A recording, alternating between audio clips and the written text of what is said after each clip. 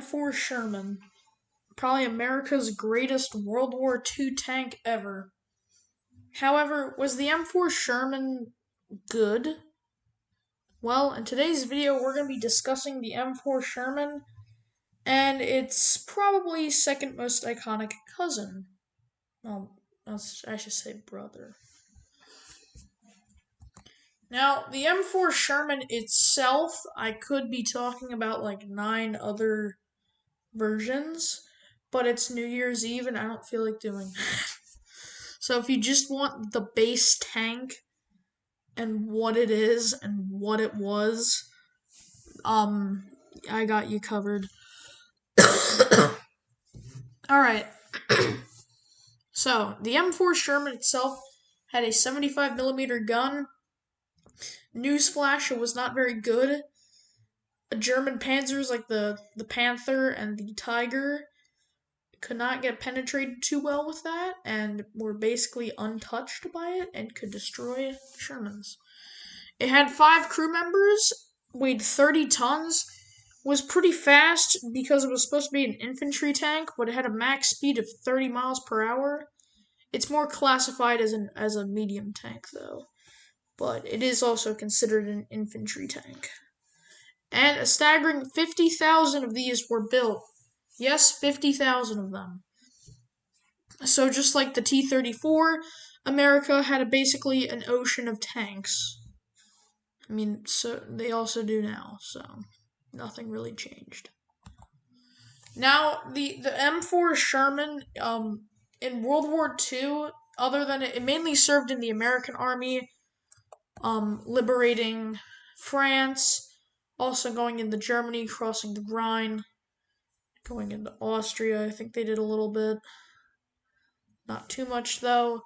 But yeah, these tanks were effective against like Panzer IIIs, 4s, lighter medium tanks, but against Panthers, Tigers, which they didn't see too much of. But if they were fighting those, they did have a tough time penetrating their heavy armor. And so did other American tanks. That's why the Pershing came out, but it was too late. Now, the M4 Sherman has seen not only battles in their American arms, but also too the M4 Sherman went across the world. It was practically in all sorts of armies. Because essentially the Americans had a Lend-Lease system where they Lend-Leased Sherman tanks to other countries. For example, this is a Chinese Sherman tank. No, not a communist China one, democratic China before all that stuff happened. But yeah, that's a Chinese Sherman tank. They would use those against the Japanese when they were invading. This is a Soviet Sherman, as you can see by the Russian writing and Soviet soldiers on top of it. Fun facts, they found one of these at like the bottom of the ocean, the Russians did, and they were gonna put it in St. Petersburg. Even though it was like orange, it was covered in rust and kind of disgusting. And also too, Shermans also fought in the French army. I don't have a picture of it, but they did. They were used by French armored divisions when they were liberated. And yes, Shermans were even used by the Germans. They only captured specifically, I think, Sherman Fireflies, or like the Sherman Fury ones, or like jumbos. They only captured those ones just because the normal Sherman's gun was not too great, and I don't think it was too great against other Shermans. But like the British 17-pounder was really good against their tanks. 17-pounders could even knock out Tigers. So they were really good for the gun. However, if we're talking about Lend-Lease tanks, there's like one last tank that's probably most famous of all compared to any of these. And it is the Sherman Firefly. Now, the Sherman Firefly is the British 17-pounder main gun. I don't know if they classify the 17-pounder as like how much the shell itself weighs, but it's something to do with that. It had a max speed of 25 miles per hour, so it was actually a little bit slower compared to the base Sherman. Had 4 crew members, and I listed them out simply just because it was a little bit strange. But had a commander, gunner, a loader, but also slash radio operator. So the loader was on the radio and loading the tank. Which I would think which in most cases with the Germans, I think the commander was the radio operator, or I think with the Germans they must have just had a radio operator, and like that was a separate job. But for the loader, it was tied together. And then there's obviously the driver because those things move and you can't do that yourself. Only 2,200 of these approximately were built. Once again, I have no exact numbers. But yeah, Sherman's itself, Sherman Firefly aside, but Shermans themselves have fought not only in World War II, but like in the 6 Day War, they fought, and some even fought in the Iraq War, the 1981, the Iran-Iraq War. Some, in fact, in 2008, so their service life has gone from 1942 to 2018.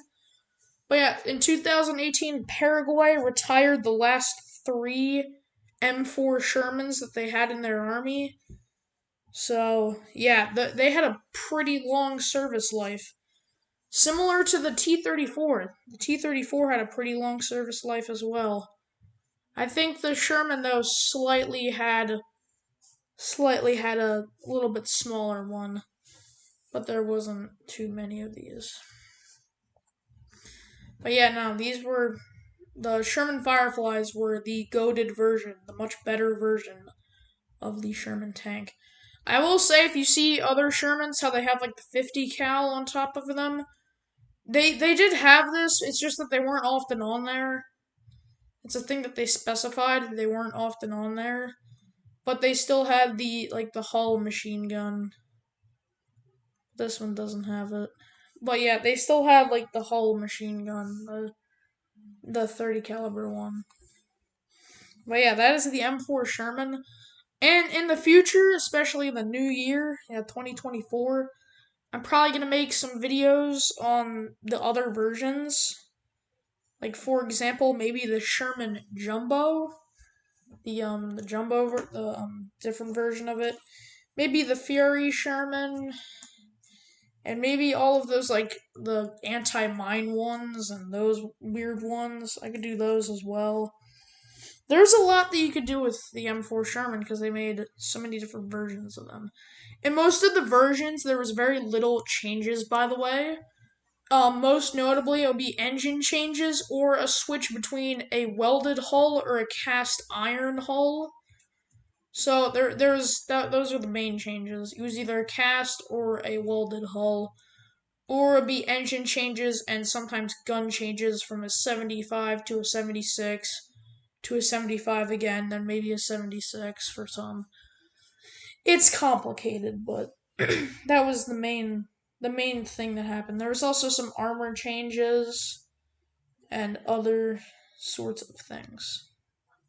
But yeah, now I think it's time for our last one, the conclusion. So yeah, conclusion. In conclusion, I would say that the M4 Sherman is one of the best tanks of World War II.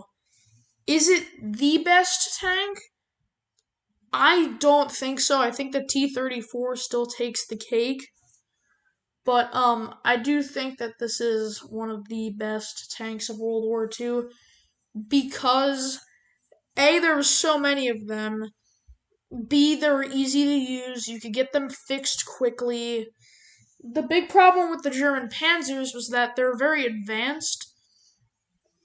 So if a thing got knocked out in it, you would have to somehow transport it behind the lines, get it to some sort of factory or repair center, have them opened up, take a look at it, repair this part, then send it back to the front, and 2 months later you have a working tank again. But for the Americans, you could they could just put in a new engine because of how simple these were, or just straight up give you a new tank. They could just give you a new tank because of how many these were. But yeah, these were easy to repair, and oftentimes, if you were put inside them, there was probably another crew that was in that tank or multiple. So sometimes it was a pretty gross environment. The only big problem with the M4 Sherman was probably the fact that heavy German panzers could basically liquefy the crew of these tanks. But the big thing that Shermans relied on were numbers. So if there was somehow against a Tiger, there was only about 100 Tigers that fought on the Western Front. But if a Sherman was against a Tiger, if you were like with 5 or 7 of them, you might lose like 3, 4, maybe even 5 of them.